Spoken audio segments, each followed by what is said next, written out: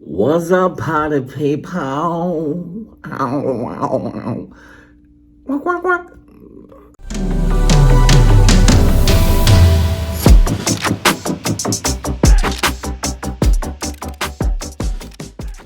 Anyway, hey, what's up? What's up, y'all? All right, so look, here's the truth. My actual cool microphone, and by cool I mean completely adequate and probably not that great, is back at my house, and I'm in the Chicago area, and so I just wanted to do a quick, kind of like update from my books, my hauling. I mean, this is kind of like me on the road. This is what it looks like. I'm like, all right, I had to buy an extra suitcase because first day I got here, I realized, wait a minute, there's literally a half price books right next to my hotel on Destiny. So I went actually before I went to this event I had to do, and then I went back like same day twice to the half price. And oddly, this will shock you, I found something both times. Then the next day I realized, wait a minute, there's a thrift store on the way to where I have to go. So I found some books. Then I realized I'm gonna need an extra suitcase. That's not it. I bought a different suitcase. Well, then today I found, wait a minute, 20 minutes away, there's another half price books. I got time, let's do this. So I went down there, found some great ones. And then I thought, we're gonna need a bigger suitcase. That's what that is. So honestly, this is kind of normal. Basically, I bring a bunch of stuff. I try to sell it. And then some of that I use to go book hunting. So it's kind of fun. Books for books. That's kind of the deal. All right, so what I'm going to do is I'm just going to jump right in. We're close to 2 minutes on this video already. I haven't even shown you a book. I'm worried a little bit that the audio is not going to be amazing, but it's just what it is today, okay? So there's a quick on-the-road book haul, all right? And the truth is, I might already have some of these. That's the problem, is that I don't remember what I have and what I don't have. It's not uncommon for me to basically send a message home asking one of my kids to go in my office or whatever, and then basically send me a picture of a wall of books so I can see if I have it or not. I pretty much know where everything's at, but sometimes I'm not 100% sure on which ones I already own. Because see, when you look at books all the time, then in your brain you're thinking, do I already own that book when you're out and about? Okay? All right, so here's the first. All right. One Last Lie, Paul Duiron. This is a mystery, and this takes place basically in the Maine wooded area. He's Mike Bowditch is like a game warden, and I love this series. I one time won a book on Goodreads for one of his Mike Bowditch series, and I'm a fan. I'm a big fan of his writing. I live in an area that snows a lot, and in a lot of ways, this guy knows how to write winter weather scenes pretty awesomely. So if you've never checked it out, you like a good mystery, something that's a little bit different than the average mystery, I recommend Paul Duiron, and he's phenomenal at his craft. I think he's getting better and better. I love his stuff. Maybe you'll like it too. Depends if you like the mysteries. So, yeah. Here's another one. All right, Agent in Place by Mark Greaney. This is the Gray Man series, and I love it. I've read a ton of these books, and maybe you've read his stuff before. I find that he's always consistently really good at his craft. So Mark Greaney, he puts them out maybe one or two a year at least, and so good. So I was kind of excited because I don't have this yet in hardcover. Sometimes I read them on the digital format, so I may already have read them and own them, but I like having the hardcover. It fits really nicely with all the others. They want to be together. So got that. That was awesome. All right, A Declaration of the Rights of Magicians, H.G. Perry. Now, I kind of felt like maybe I had this, but I wasn't 100% sure. I definitely have some duplicates that I need to start getting rid of. I might do a giveaway on the channel. Basically, keep your eyes peeled, and we'll see if we can do a giveaway in the very near future. But this is kind of interesting. I don't know much about it, but it's a It's part of what's called the Shadow Histories, and this is the first book in that series. So again, I don't know anything about it. Let's just see. And it is the Age of Enlightenment, a time of new and magical political movements. From the Mesmer Robespierre calling for revolution in France to the weather mage Toussaint Louverture leading the fight for freedom in Saint-Dominique, to the bold new Prime Minister William Pitt weighing the legalization of magic among commoners in Britain. But amid all the upheaval, there's an unknown force inciting violent conflict, and it will require the combined efforts of revolutionaries, magicians, and abolitionists to unmask this hidden enemy before the world falls to darkness and chaos. So that sounds pleasant. All right. I don't know. We'll see. Let's see. Again, part of this, because of the half-price books extravaganza, they oftentimes have the clearance section, and so I find some stuff that I'm willing to give a go on. This is an Orbit book, and I'm kind of a fan of what they've been putting out. Some bonds cannot be broken. The Free, Brian Ruckley. Honest, this sounds weird. That's a weird name for a book title. The Free? I don't even know if this is part of a series, but anyway, here we go. So, led by Yulin, their charismatic captain, the Free have spent years selling their martial and magical skills to the highest bidder, winning countless victories that have shaken the foundations of the world. Now, they finally plan to lay down their swords. Yet when Yulin is offered a final contract he can't refuse, for the mission offers him the chance to erase the memories of the Free's darkest hour, which have haunted him for years. As the Free embark on their last mission, a potent mix of loyalty and vengeance is building to a storm. Freedom, it seems, carries a deadly price. So there's that. I don't know. We'll see. Now, here's the simple truth is that, again, this is one of those examples where I'm about 95% sure that I already own this book. But I don't think I have it in hardcover, at least not this nice of an edition. The Thousand Names by Django Wexler. This is the this is the book one of the Shadow Campaigns. And I believe that, like I said, I believe I already own this, but not in this nice of a condition. I think mine's actually a smaller, weird, almost like a book club edition. So I'll be happy to replace that. We'll see. All right. So the other, and again, I'm fairly confident that I don't own this. So that's cool. Here's the Ashok K. Banker, Upon a Burning Throne. I love the cover of this. It looks awesome. But I don't know anything about it. It looks like,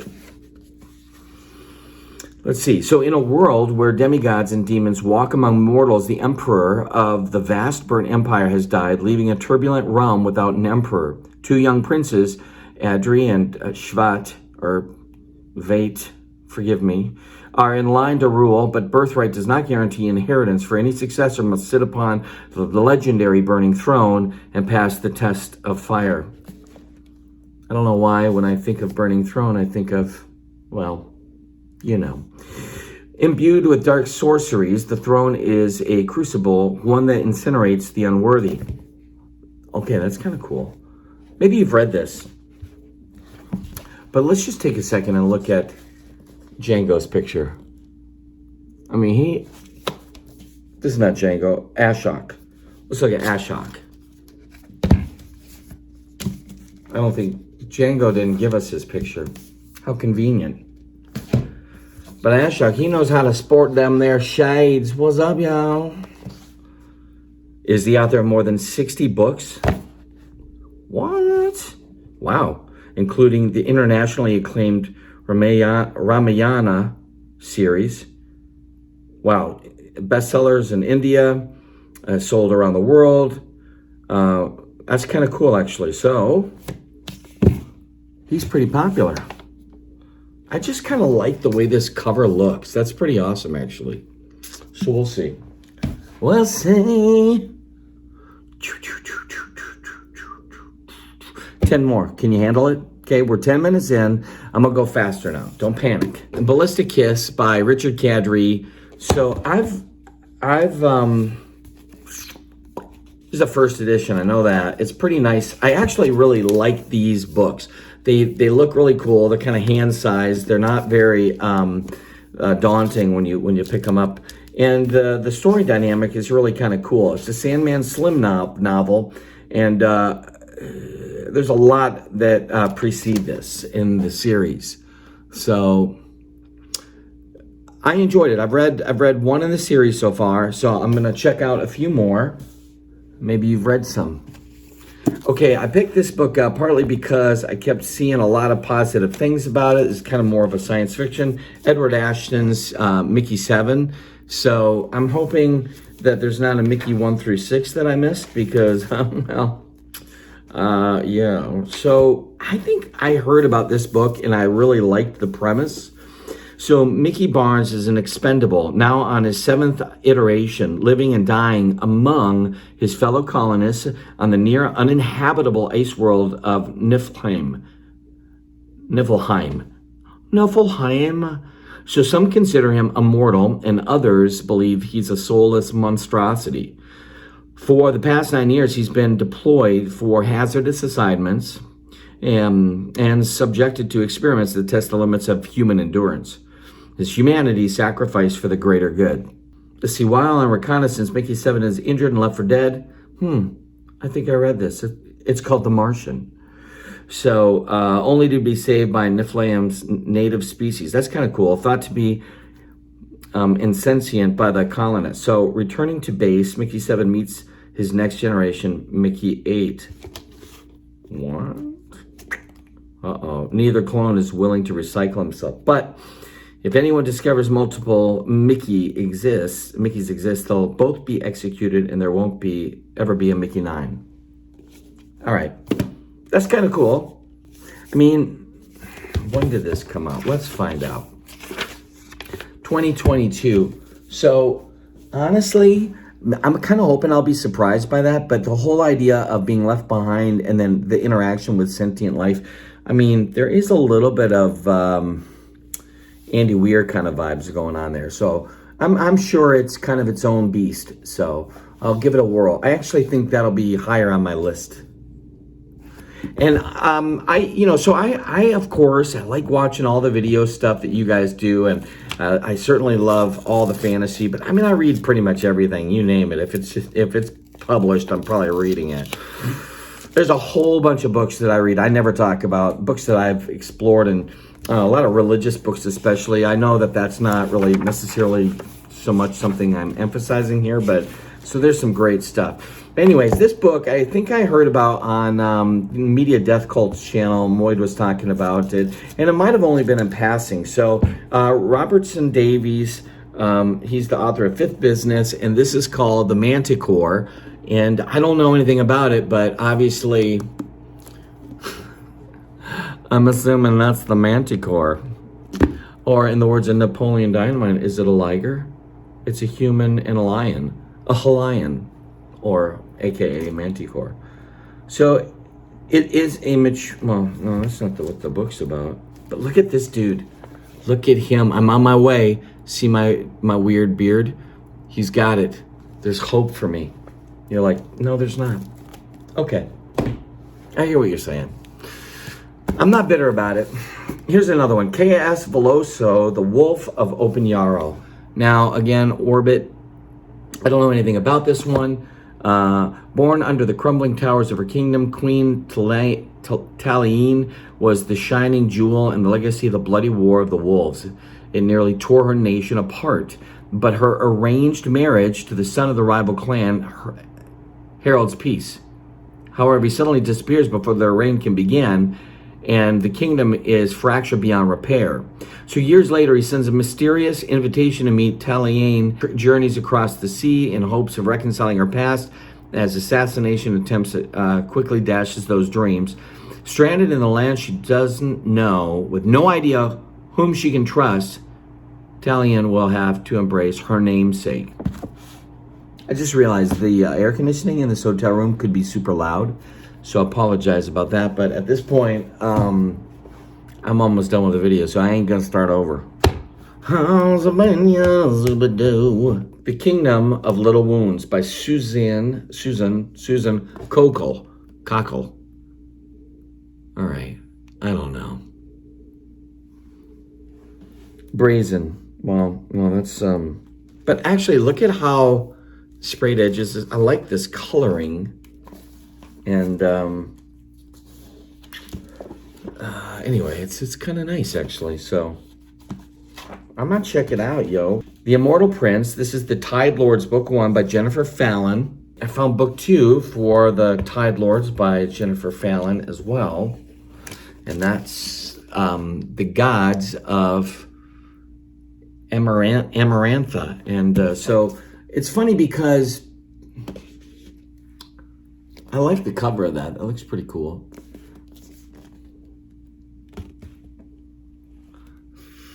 I don't know anything about these. It's Robert V.S. Reddick. This is called The Ruling Sea. The Ruling Sea. I don't know. The cover's not really amazing for me, but whatever. And then the last 2 were same author. And actually, I think once I started reading the first one in this series, and I don't know if it's my cup of tea, but this one of these is signed. I don't think it's this one. Kushiel's Chosen. Maybe. And then the last one is that I have here is Kushiel's Justice. You know, the actual, here's the Justice, and then here's the Chosen. And I think this is the one that's signed by the author. Yeah, it is. So, I don't know. I don't know what those are about. I don't even know if they're any good, but I've heard a couple of people really like them, talk about them. I started reading it. I was exhausted, so I didn't really get very far. This was a number of, maybe even a couple months ago. So we'll see. It's odd because Tor puts out one of them here and the other's Warner Books. So, I mean, you can kind of see a little bit of a different vibe anyway. And I think the first one is Kushiel's Dart, something like that. Maybe I have that in mass market. We'll see. Anyway, that's kind of my little haul. I hope you liked it. Check out the Discord and all that good stuff and the Amazon wish list. If you want to send me something, the address is there as well. So thanks so much for tuning in. I'll try to do better on my audio next time. It's funny. It's one or the other, right? The audio is either a little bit nicer or the lighting's a little bit nicer. And I think we got probably a little better lighting this time, but who knows? Thank you. I love this stuff. I hope you do too.